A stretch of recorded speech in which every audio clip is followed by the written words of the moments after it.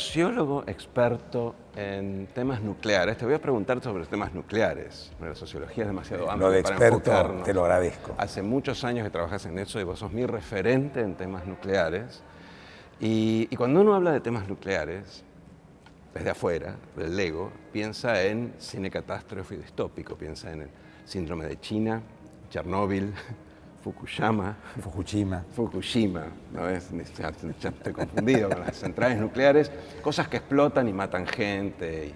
En los últimos años esto ha venido cambiando, eso por lo menos le escucho a gente como vos, de la mano de la agenda climática y por ahí de la mano de la tecnología, porque la pregunta que uno se hace es, ¿son las mismas centrales nucleares las que ahora de pronto Alemania, creo, en Europa están como volviendo a abrazar para reemplazar, en parte por la guerra en Ucrania, pero para reemplazar fuentes de energía? ¿Son mejores o es Chernóbil versión 2020? ¿Cómo ha evolucionado esa discusión? Primero déjame hacer un comentario sobre el síndrome de China, que obviamente es un comentario que solo entenderán los que tienen nuestra edad, pero... Es una película, una gran película. Es una gran película, sí, por supuesto. Jane Fonda, y no me acuerdo quién hacía del técnico que trabajaba. Es muy contemporánea con el primer accidente nuclear, que fue mucho más, digamos, de mucho menor alcance, mucho menos importante que los dos posteriores, pero hubo 3 accidentes nucleares calificables como tales en la historia, y uno fue en una localidad en Estados Unidos, se llama 3 Mile Island, que tuvieron la mala suerte de que el accidente fue 2 semanas después del estreno de la película, o sea, peor prensa imposible. Suerte para la película. Sí, por supuesto, sí, claro que sí. Mira, respecto de la tecnología, efectivamente hay un cambio de paradigma tecnológico.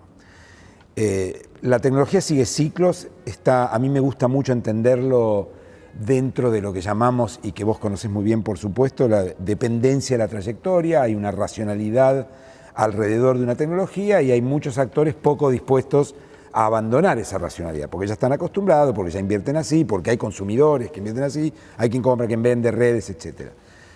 Un ejemplo que podríamos dar, además del típico, el teclado QWERTY, es la industria automotriz. Le ha costado mucho salir de los combustibles fósiles.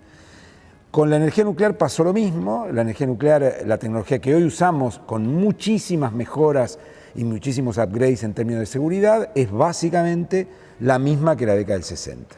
O sea, hay otra, pero no la estamos todavía usando. Hubo muchas, pero quienes tomaron la decisión, que de entrada fueron las autoridades políticas de energía de los Estados Unidos y de la Unión Soviética en el primer principio, fin de la década del 50, década del 60, eligieron una tecnología que es el reactor de vasija, enfriado por agua, moderado por agua. Bueno, hoy esa tecnología de grandes reactores, cada vez más grandes, entró en crisis por una serie de factores, básicamente porque el tamaño genera también mucho rechazo social, los accidentes, etcétera, pero además por el achicamiento del mercado se volvió cara, ¿sí? Requiere mucho CAPEX, mucho capital inicial, eso tiene un costo financiero. Por el tipo de modelo, cualquier alteración en los tiempos afecta mucho el costo, y esto fue un círculo vicioso que arrancó en Chernóbil y que se aceleró fuertemente con Fukushima, pero ya venía una matriz compleja.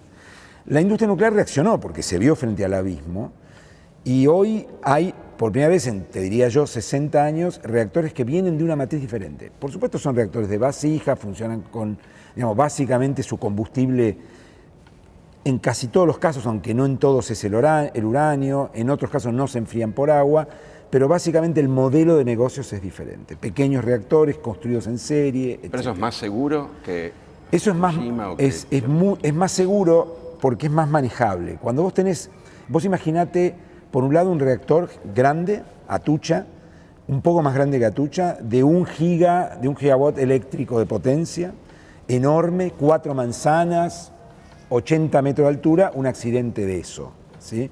Necesitas mucha agua, digamos, muchas cosas se tienen que dar para hacer, para manejar ese accidente. Si vos tenés lo mismo, pero en 50 reactores de 20, uno al ladito del otro, vos tenés un problema en un modulito de 20, no quiero exagerar, pero es un camión de bomberos, digamos, ¿sí? De todas maneras, el driver principal de ese cambio no es el manejo del accidente, que la industria nuclear ha mejorado mucho en eso. Es decir, Chernóbil es irrepetible. Yo te diría que Fukushima es la probabilidad de repetir un Fukushima es muy difícil porque la industria aprende mucho. El problema es de costos. Es decir, el mercado te demanda, el mercado dice necesito energía limpia en la base, pero tráeme otra cosa, no me traigas esto tan caro. Entonces, el principal driver del cambio en la industria no es la seguridad, que ha llegado a muy buenos estándares, es el costo. ¿Cómo lo ubicas? O sea, suponete que estamos de más verde a menos verde. Correcto. El más verde uno piensa paneles solares, energía eólica, los menos verdes, no sé, el carbón. El carbón. Bueno, ¿dónde estaría la central nuclear? En un mundo de segundos mejores, en un mundo en donde tenés una demanda y sí, tenés que ir reverdeciendo, pero no podés pasar todo a eólica en 10 años. Es una muy buena pregunta que puede ser contestada de manera muy simple. Lo más verde es lo que no requiere de un combustible, el que no requiere de un combustible fósil y no emite gases de efecto invernadero en ninguna de sus etapas, no en la que ve el consumidor solamente, ¿no? Porque detrás... No, en la producción incluso. Por ejemplo, detrás de los paneles fotovoltaicos hay minería. Entonces la más verde es la eólica incluso, ¿sí? Vos después tenés otras renovables no convencionales, la solar fotovoltaica, etc. Luego, inmediatamente después, la nuclear, que no es absolutamente verde porque usa un combustible y porque además en el proceso, digamos, cuando vos fabricás una central nuclear, la construís, etc., generás gas de efecto invernadero, pero la segunda más verde, abstraete por ahora de el riego, los combustibles. No, estoy hablando pura y exclusivamente la segunda de más verde es la agenda nuclear. Tenés renovables renovables de todo tipo, corrijo, es decir, las renovables convencionales también, la hidroeléctrica. Una hidroeléctrica es muy verde, es agua que pasa por una turbina. Generaste gases al fabricar la turbina, pero es por única vez. Una vez y para siempre. Exacto. Sí. Y algo en el mantenimiento. O sea, tenés todas las que usan renovables primero, después nuclear y después los fósiles en un gradiente que va del gas, los líquidos, el carbón. El carbón es horrible, horrible. Y nosotros tenemos suerte, aunque por supuesto desafiamos la suerte y tenemos una mina. El único país del mundo casi que está construyendo una central nueva de carbón. Sí. No teniendo el carbón. Es parte de una cuestión más surrealista. Siempre estamos dándola, sí. La mayor parte del mundo trata de salir de ahí, pero no tienen la suerte que nosotros tenemos, que tenemos una matriz muy diversificada. Tenemos radiación solar, tenemos vientos, tenemos gas. Entonces, en este gradiente vos tenés las energías renovables no convencionales, que mientras no haya almacenamiento masivo a costos competitivos, necesitan una energía que afirme, un socio. Un piso. Sí. Exactamente. De nuevo vuelvo al ejemplo. Vos sos el gerente de una automotriz que tiene 7 plantas, tenés un contrato 24/7 conmigo, porque tenés 3 turnos, renovable en la medida de lo posible, porque vos necesitas eso para tener sello verde, todo lo demás. Ahora, yo no te puedo decir, che, se nubló para la producción. Lo tengo que afirmar. Si yo no tengo una energía limpia que afirme, que la única energía limpia en la base es la nuclear, yo, cuanto más renovable, más fósil. No me queda otra, ¿sí? Por eso si vos comparás Alemania con Francia, Francia es el país más nuclear del mundo desde el punto de vista de su matriz eléctrica. Entre el 70 y el 80% de la electricidad consumida en Francia promedio viene de nuclear. Francia hoy quema menos carbón que Alemania, porque Alemania, antes de la guerra, ¿no? La guerra alteró todo para peor. Sí, no, estamos hablando de la estructura. Sí, la guerra aceleró todo. Sí. Pero Alemania nada más dependiente de los fósiles, de claro, los líquidos. Del gas ruso. Del gas ruso. Del gas ruso, de un fósil que importa. Entonces, nosotros decimos exporta el riesgo, digamos. ¿Sí? Pero finalmente el calentamiento global, como su nombre lo dice, es global. Sí. Entonces, digamos, en la medida en que vos no podés afirmar, no tenés almacenamiento masivo barato, porque el hidrógeno es el hidrógeno verde, o sea, el hidrógeno producido de liberar hidrógeno de fuentes que no liberen a su vez carbón. O sea, como por ejemplo, ¿qué sería? El H2O, por ejemplo. El agua por electrólisis. ¿Sí? Vos liberás hidrógeno y oxígeno. Pero hoy el hidrógeno que se usa mucho en fertilizantes, en medicina, muchísimo en fertilizantes, es un hidrógeno no verde, porque es un hidrógeno producto de partir una molécula de metano, CH4. Vos liberás hidrógeno y liberás CO2. ¿Sí? Entonces, hay que salir de ahí. Ahora, el hidrógeno liberado, el hidrógeno verde, para decirlo en términos simples, hoy tiene 2 problemas. Necesitas más energía para producirlo que la que podés almacenar, y por otra parte 5 veces más caro que el producto del partir el metano. Entonces, obviamente es el futuro, pero el futuro es el futuro. Pero los incentivos Sí. comerciales... Entonces, ¿qué importan. tenés? Y no podés, para serte sincero, no podés, a mí me gustaría decirte la energía nuclear en la medida en que todavía estemos en este momento tecnológico no es un buen socio de las renovables, porque tiene una rampa de arranque lenta.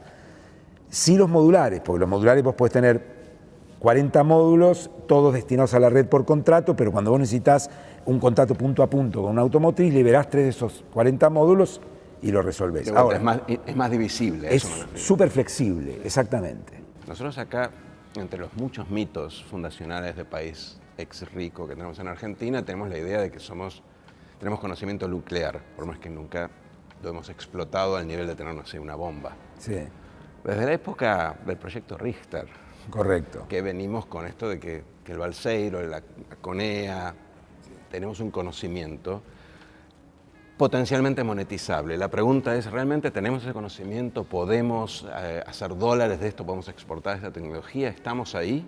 Sí, estamos ahí, pero... Es decir, estamos ahí. Argentina juega en primera.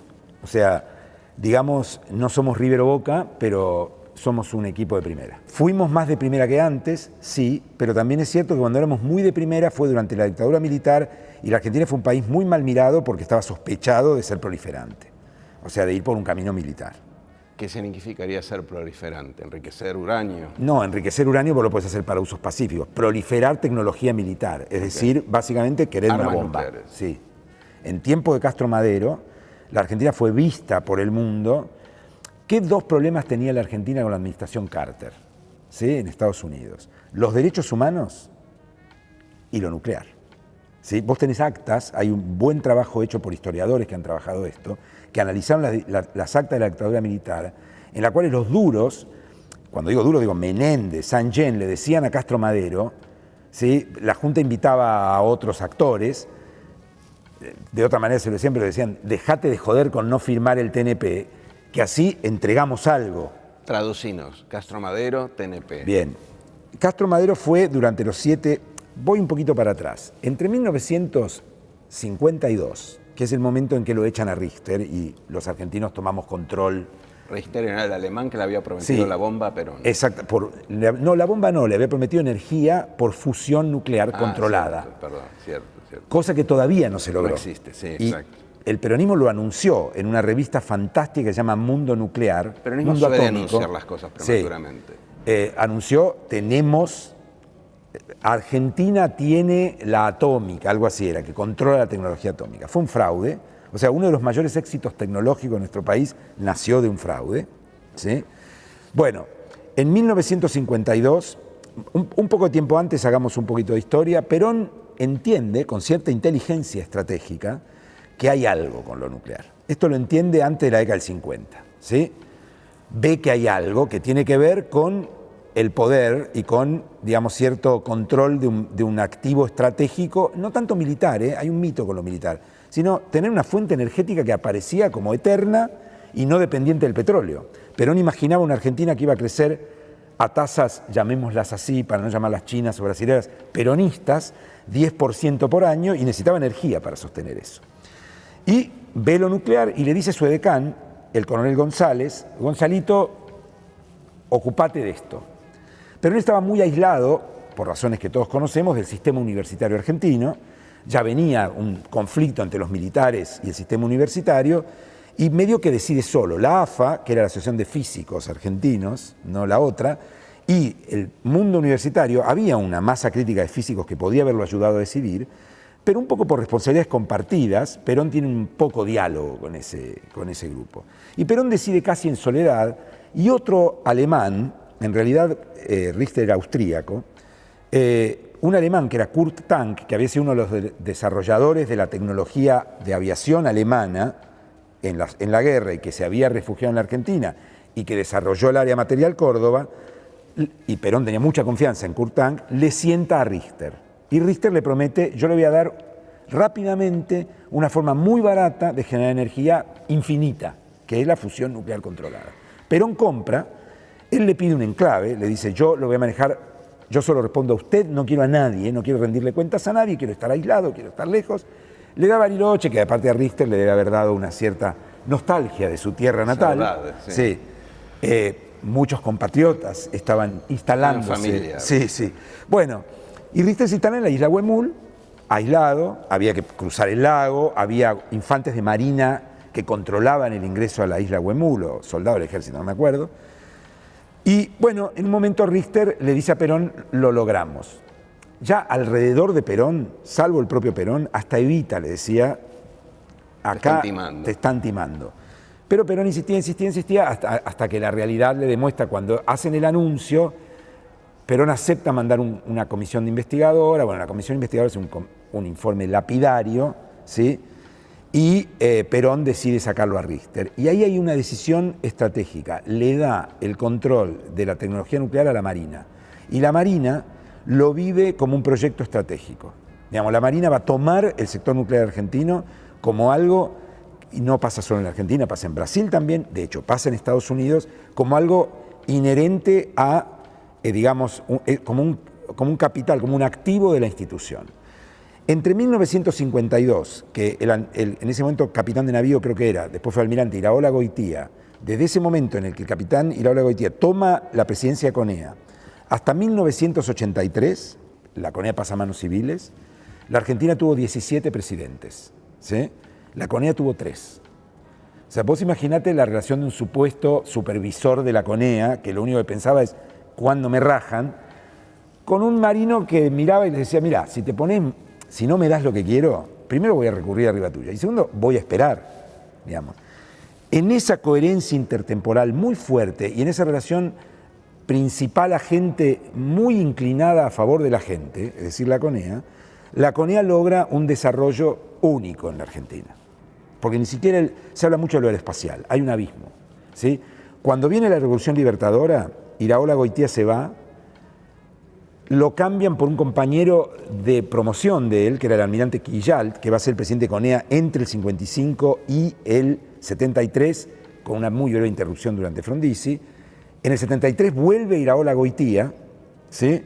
Y en el 76 viene otro almirante, contraalmirante, que era Castro Madero. ¿Pero hasta ahí vendimos algo hasta ahí o eran solo No, acumulamos avances? Conocimiento, pero compramos el primer reactor de investigación, aprendimos de ese reactor de investigación, construimos el segundo reactor de investigación y empezamos la construcción y construimos la primera central nuclear de potencia, que es Atucha 1. ¿Sí? ¿Y por qué ahora no estamos vendiendo? ¿Y ahora dónde entra Castro Madero? Ahora estamos vendiendo. Castro Madero, ¿qué implica? Implica dos cosas. Un enorme salto cualitativo. ¿Sí? ¿Quién es? Castro Madero. Bien. Castro Madero es el tercer presidente de CONEA, es un marino en actividad, pero además tiene, respecto a los otros dos, ya es un hombre formado en el sector. Castro Madero, además de militar, es egresado del Balseiro, es físico nuclear egresado del Instituto Balseiro, que es el instituto de alto nivel que tiene el proyecto Richter. Que tiene la CONEA, claro, heredero a pesar de Richter, obvio, sí, porque todo lo que tenía Richter en Huemul va al continente.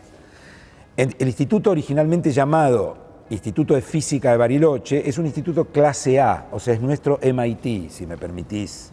No, está bien, yo te permito. Sí, su campus es el Centro Atómico Bariloche y es de excelencia. Los pibes que estudian ahí, hay un cupo por año, están becados, tienen dedicación exclusiva y es lo más parecido que tenemos a una universidad de Estados Unidos, ¿sí?